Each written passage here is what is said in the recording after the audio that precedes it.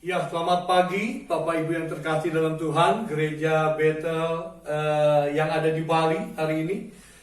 Saya percaya bahwa firman Tuhan yang saya bagikan hari ini memberkati kita semua. Saya Pendeta Agus Setiawan dari Jakarta dengan Pak Jem, Pasar Ibu kami sudah kenal beberapa hari, John juga ya.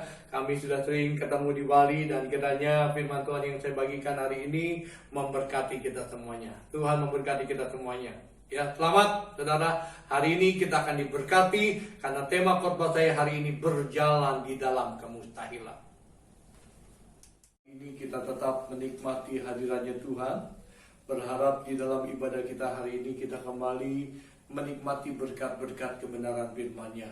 Saya berharap setiap kita yang lemah hari ini dikuatkan oleh Tuhan. Kita yang hari ini putus pengharapan diberikan pengharapan yang baru. Kita yang hari ini bahkan yang sakit ketika kita dalam ibadah ini, walaupun ibadah online kita tetap disembuhkan oleh Tuhan dan mujizat terjadi dalam hidup kita. Nah, saudara, pagi hari ini di ibadah minggu kita, saya ingin membagikan satu kebenaran firman Tuhan. Dan biarlah firman Tuhan ini menjadi berkat buat kita semuanya. Mari kita buka sama-sama di dalam 2 Raja-Raja yang ke-6. Saudara, ayat yang pertama sampai dengan ayat yang ke-7. Saya bacakan buat Bapak Ibu yang terkasih dalam Tuhan. Dikatakan begini, kapak timbul terapung. Pada suatu hari berkatalah rombongan Nabi kepada Elisa, coba lihat tempat tinggal kami di dekatmu ini. Dikatakan bahwa adalah terlalu sesak bagi kami.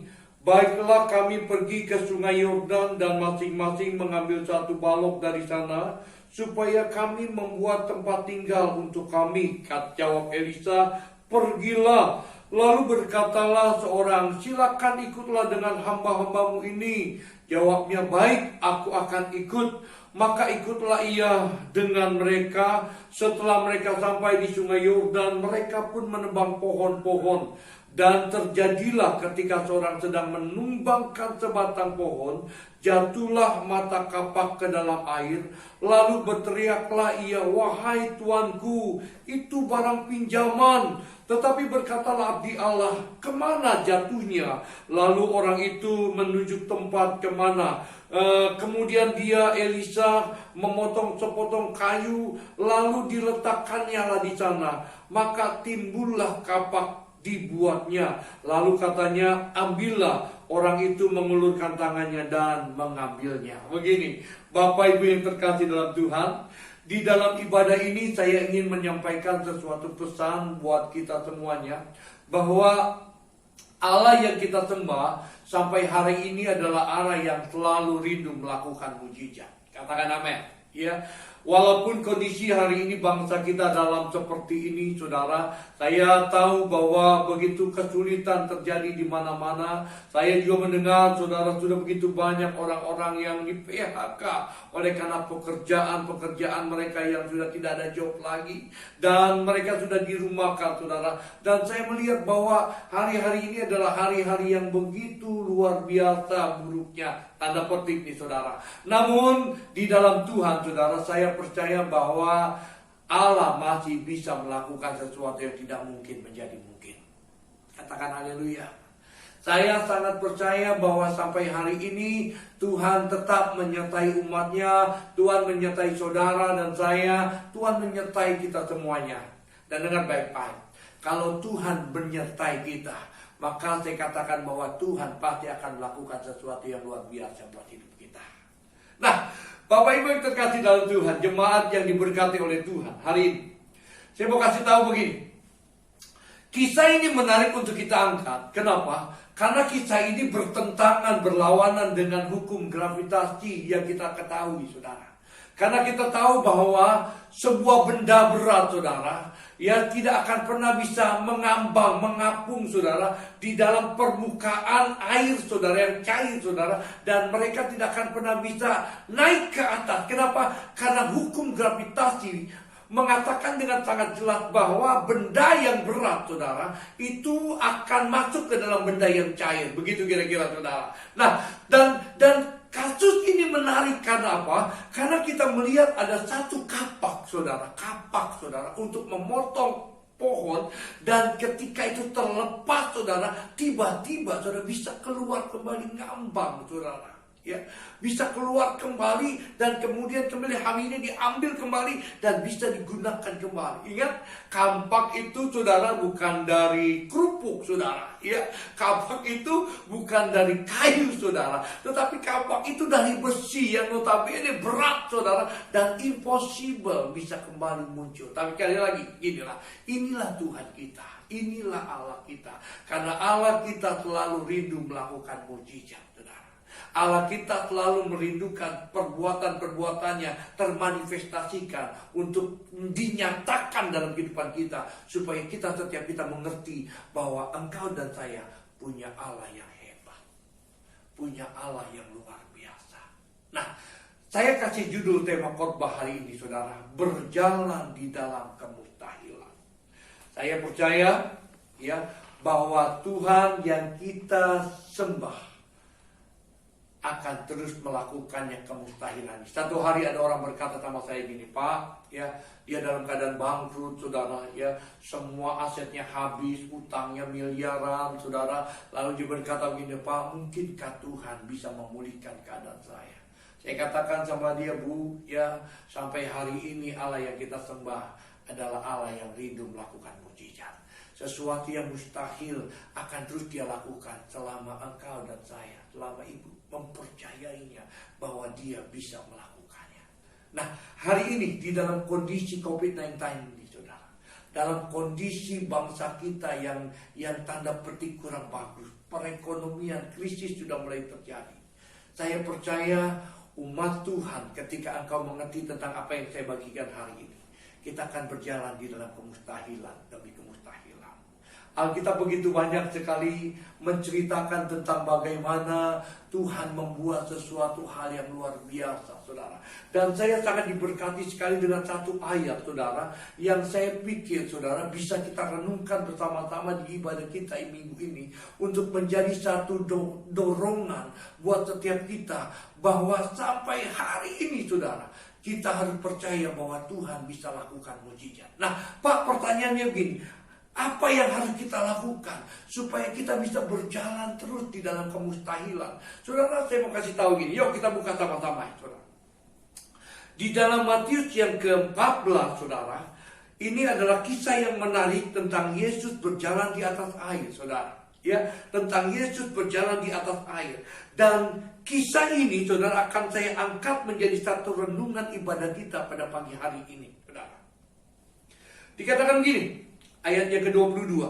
Sesudah itu Yesus segera memerintahkan murid-muridnya naik ke perahu dan mendahulunya ke seberang. Sementara itu ia menyuruh orang banyak pulang. Dan setelah orang banyak itu disuruhnya pulang, Yesus naik ke atas bukit untuk berdoa seorang diri.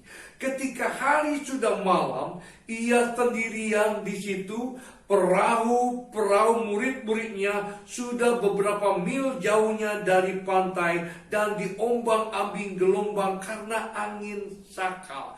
Kira-kira jam 3 malam, datanglah Yesus kepada mereka berjalan di atas air. Ketika murid-muridnya melihat dia berjalan di atas air, mereka terkejut dan berseru, "Itu hantu!" lalu berteriak karena ketakutan. Tetapi segera Yesus berkata kepada mereka, "Tenanglah, aku ini, jangan takut."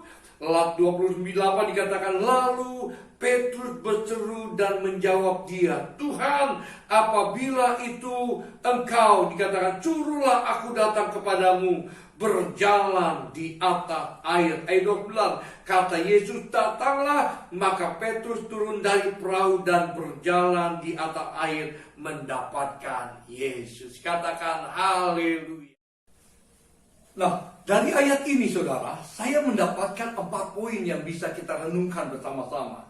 Berjalan di dalam kemustahilan. Saya percaya bahwa kalau Yesus pada saat itu menyuruh Petrus, saudara, untuk datang dan akhirnya dia bisa berjalan di atas air, Itu sesuatu yang mustahil, saudara. Itu sesuatu yang gak masuk akal, saudara. Sampai hari ini, saudara, tidak ada satu manusia pun yang bisa berjalan, saudara, di atas air, saudara. Kalau kita lihat para magician, saudara, para pesulap-pesulap itu, dan mereka bikin satu acara berjalan di atas air, saudara, itu semuanya kebohongan semua. Karena mereka sebetulnya sudah menyiapkan satu trik, saudara, di mana di sebuah sungai itu semua atau laut itu di bawahnya sudah dibuatkan jembatan atau jalanan kaca yang memang tidak terlihat oleh kasat mata, saudara. Tetapi Petrus yang kita bicarakan hari ini adalah sesuatu kisah yang real, yang nyata, di mana ada seseorang yang berjalan di atas air yang berlawanan dengan hukum alam, saudara, yang seharusnya dia harus masuk ke dalam air itu, tetapi di situ ternyata dia bisa berjalan di atas air, saudara. Dan saya mendapatkan beberapa poin untuk kita menghadapi kondisi hari-hari ini, saudara. Saya rindu jemaat yang dikasihi oleh Tuhan, kita semuanya menikmati sesuatu yang luar biasa, di mana kita bisa berjalan di dalam kemustahilan. Orang berkata engkau tidak akan bisa sembuh. Ya, dokter berkata tidak akan bisa sembuh. Tetapi ingat sekali lagi, kalau engkau dan saya menangkap pesan ini dan mau berjalan dalam kemustahilan, Tuhan bisa lakukan sesuatu yang tidak mungkin menjadi mungkin. Haleluya. Orang berkata hari ini gimana gak bisa dapat untung lah hari ini, gak bisa maju lah usaha kita bisa bangkrut nih, hancur semuanya, gak bisa, pokoknya bahaya semua. Orang boleh berkata begitu, saudara, tapi kita harus hidup di dalam kemustahilan. Kita harus meletakkan yang namanya kuasa Allah di atas setiap rata-rata. Semua harus ada di atasnya, saudara. Kita harus berpikir hari ini bagaimana kita bisa melihat sesuatu yang belum pernah terjadi, yang belum pernah dilihat oleh mata, yang belum pernah didengar oleh telinga, belum pernah timbul dalam hati kita, itu terjadi dalam hidup kita. Sesuatu yang impossible, saudara. Nah, dari ayat ini kita akan bahas sebentar bersama-sama. Saya diberkati sekali dengan ayat ini, saudara. Yang kita akan bahas dulu dari satu ayat ini, saya mendapatkan 3 poin untuk kita renungkan bersama-sama. Ya, ayat yang ke-28, saudara, berkata begini. Poin yang pertama, untuk berjalan di dalam kemustahilan. Lalu dikatakan ketika itu, lalu Petrus berseru dan menjawab dia, Tuhan, dia katakan, apabila engkau itu, suruhlah aku datang kepadamu berjalan di atas air. Kata Yesus, datanglah. Saudara, dari ayat ini, Bapak Ibu yang terkasih dalam Tuhan, jemaat yang... Iya, jadi dari poin ini, saudara yang terkasih dalam Tuhan, dari poin ini, saudara, saya bisa mengambil satu kesimpulan. Jadi untuk kita bisa berjalan di dalam kemustahilan, yang pertama adalah mari hampiri Tuhan. Engkau tidak akan pernah bisa melakukan sesuatu yang impossible hari ini. Engkau tidak akan pernah melihat sesuatu yang mustahil di dalam perjalananmu hari-hari ini, saudara. Kalau engkau berjalan dengan kekuatanmu sendiri, kalau engkau berjalan dengan pengalamanmu, kalau engkau berjalan dengan titelmu, jabatanmu, saudara, engkau tidak akan pernah melihat sesuatu yang impossible. Kalau Tuhan katakan hari ini, datang hampiriku, maka respon kita hari-hari ini, Bapak Ibu yang terkasih dalam Tuhan, biarlah setiap kita mari hampiri Tuhan. Yang mau sama-sama katakan amin. Hampiri Tuhan, saudara. Ketika engkau dan saya mau menghampiri Tuhan, seperti engkau melihat seorang Maria hari-hari ini, duduk diam dan menghampiri Tuhan, hanya ingin terus menikmati apa yang Tuhan ingin bicarakan, maka saya mau kasih tahu bahwa kita pasti akan melihat sesuatu yang luar biasa. Ketika engkau menjadi seperti seorang yang sakit pendarahan 12 tahun, ketika engkau lihat ada Yesus, saudara, dan engkau menghampiri dia, maka engkau pasti dan saya akan melihat sesuatu yang impossible kembali terjadi dalam kehidupan kita. Begitu banyak, saudara. Ketika saudara dan saya hari ini mau, saudara, menghampiri Tuhan, maka saya mau kasih tahu, bulan-bulan ke depan ini, orang boleh mengalami satu goncangan, tapi kerajaan Tuhan tidak akan pernah digoncangkan dan tergoncangkan. Ketika engkau dan saya menghampiri kerajaan itu, engkau dan saya tidak akan tergoncangkan. Katakan haleluya. Katakan haleluya. Yang kedua, saudara, dari ayat ini, saudara, ketika itu, saudara, Petrus mulai berkata begini. Lalu Petrus berseru dan menjawab dia, Tuhan. Begitu, saudara. Lalu Petrus berseru dan menjawab dia, Tuhan. Ini penting lagi, saudara. Jadi poin yang kedua, untuk berjalan di dalam kemustahilan, saudara. Untuk kita berjalan di dalam kemustahilan, saudara. Maka poin yang kedua yang harus kita bawa di dalam kehidupan kita hari-hari ini. Yang pertama, menghampiri Tuhan. Yang kedua, seperti Petrus, saudara, berseru kepada Tuhan.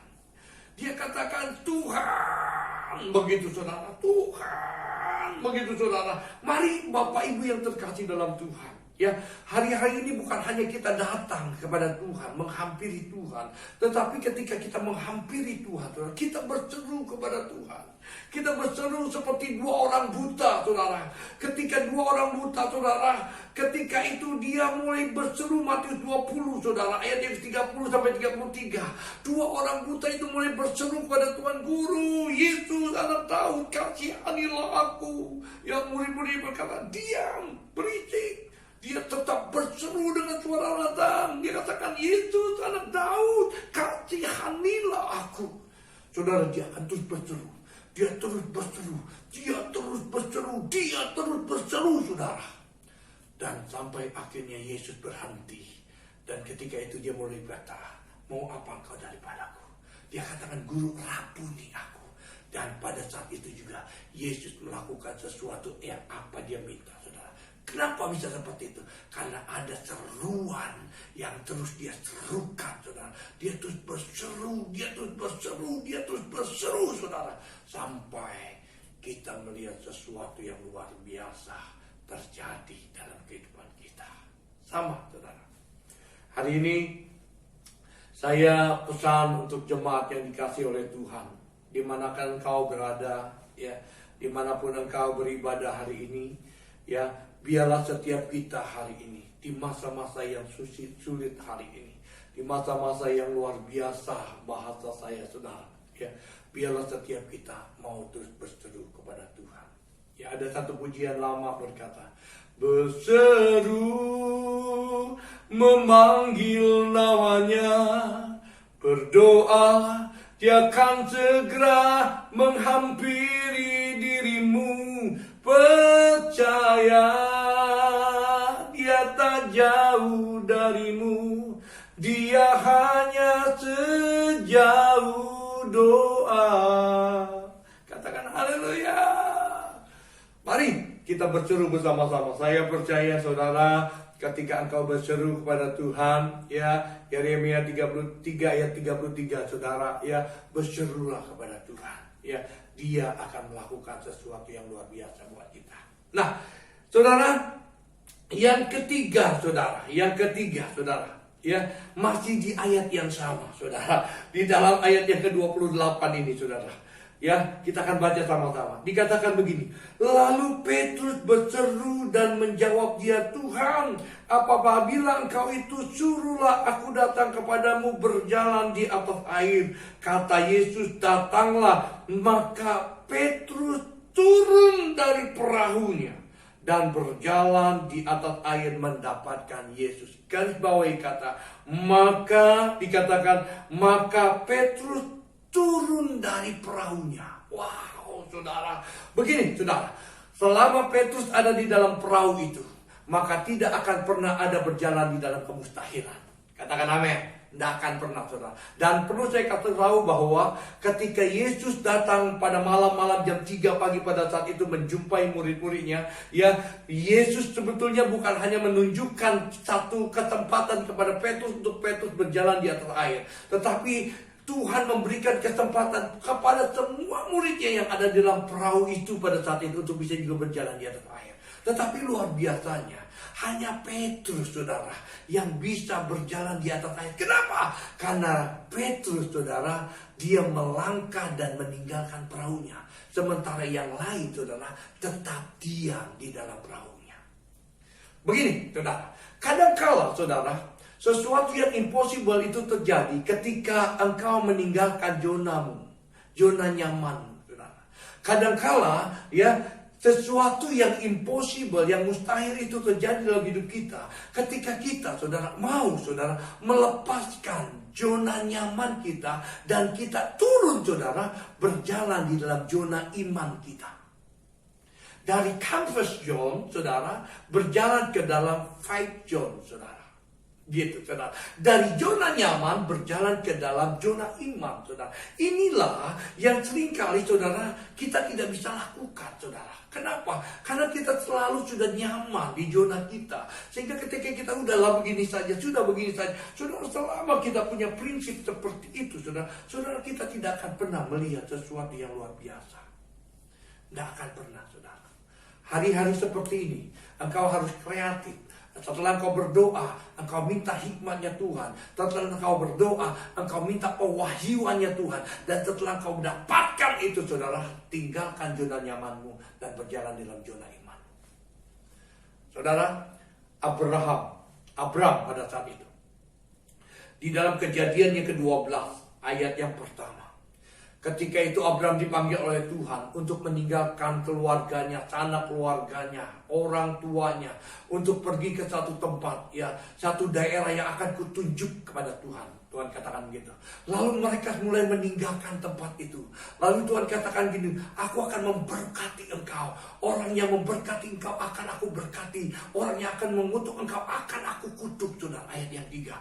Saudara, ketika Abraham saudara mendengarkan satu perintah ini saudara, dia langsung meninggalkan zona nyamannya. Dia anak orang kaya, semuanya fasilitas ada, semuanya ada. Selama dia ada di dalam rumah mapannya pada saat itu, dan dia tidak pergi meninggalkan zona nyamannya, masuk ke zona iman, saudara, dia tidak akan pernah menjadi bapak orang beriman, saudara. Tetapi ketika dia mulai melangkah di dalam zona iman itu, dia mulai meninggalkan perahunya, saudara. Dia mulai meninggalkan kenyamanannya, saudara. Maka pada saat itulah dia melihat sesuatu yang impossible. Langkah demi langkah diatur oleh Tuhan. Katakan haleluya. Ya, tiap langkahku diatur oleh Tuhan. Gini, saudara. Ketika engkau berjalan di dalam zona iman, saudara, maka langkah demi langkah kita Tuhan yang atur. Katakan amin. Selama engkau ada di dalam perahumu, maka selama itu juga engkau ada di zona nyamanmu. Hari ini saudara tinggalkan zona nyamanmu, lalu mulai berdoa, minta sesuatu yang baru dari Tuhan, sesuatu hikmat dari Tuhan, sesuatu hal-hal kreatif dari Tuhan. Dan ketika kau sudah dapatkan itu semuanya, melangkah dengan iman. Saudara ingat beberapa bulan lalu dulu dengan kesehatan saya, ketika 3 dokter berkata masalah jantung saya, masalah ginjal saya, paru-paru saya, ya ada sesuatu yang bermasalah, ada pembengkakan jantung. Lalu saya dikasih obat jantung, saudara, dan saya makan obat jantung itu. Dan ketika saya makan obat jantung itu, saudara, bukan makin baik, makin tidak baik, saudara, keadaan saya. Sampai akhirnya saya tinggalkan semuanya itu. Dari zona nyaman, saya tinggalkan berjalan dalam zona iman. Dan saya mulai perkatakan, saudara.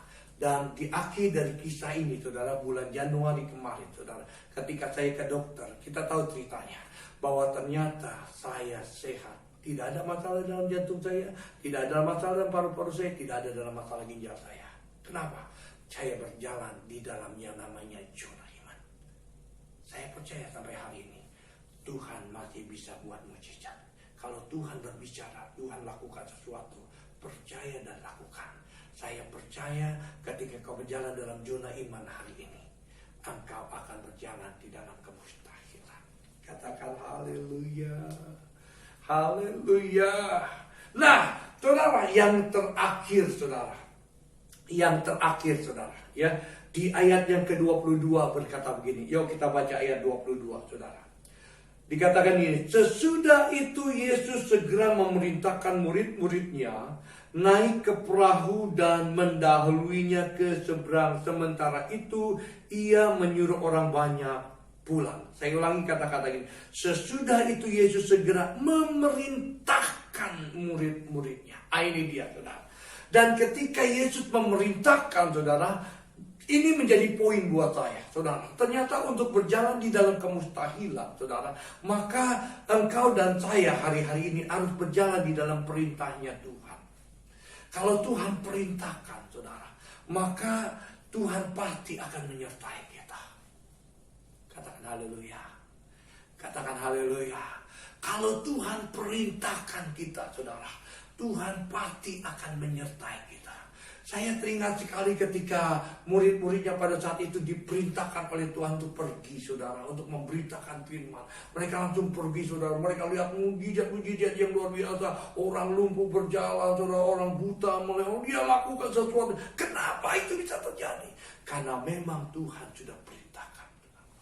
Nah, hari ini saya mau kasih tahu begini. Saya ingin bicara secara spesifik, saudara. Kalau engkau ingin melihat sesuatu yang mustahil hari ini, engkau ingin kesembuhan, ya, maka engkau harus introspeksi dalam dirimu. Dan ketika ada sesuatu yang salah, saudara, yang pernah ada orang yang melukai kamu, pernah ada orang yang menyakiti hatimu, pernah ada orang yang mengkhianati hidupmu, dan engkau ingat sudah membuat engkau sakit hatimu, yang membuat engkau begitu sakit hidupmu. Dan ketika engkau mendengar khotbah saya hari ini, ya, perintah Tuhan berkata, ampunilah dia, seperti Bapa Tuhan mengampuni setiap kita. Maka ketika engkau bisa mengampuninya, saudara, maka semuanya akan Tuhan buat menjadi baik. Camkan baik-baik ini. Ketika engkau bisa melakukan ini, bisa melepaskan pengampunan buat dia, bisa memaafkan orang itu, maka Tuhan hari-hari ke depan akan buat semuanya menjadi baik. Kesehatanmu, damai sejahteramu, sukacitamu akan Tuhan berikan dalam kehidupan kita. Kalau engkau hari ini bermasalah dalam ekonomi, saudara, ya, engkau tidak pernah bisa melihat sesuatu yang wah begitu, saudara. Selalu hidup dari tahun ke tahun, ya, selalu hidup di dalam garis saudara, garis rata-rata kita, gitu kan. Ayo kita mulai ikuti perintah Tuhan. Alkitab katakan, beri maka kamu akan diberi. Menurut takaran yang dipadatkan, digoncangkan, bahkan sampai meluap keluar. Kalau engkau mau meluap keluar berkat-berkat itu, saudara, di masa sulit ini, belajarlah memberi, ya. Lepaskan berkat buat orang lain.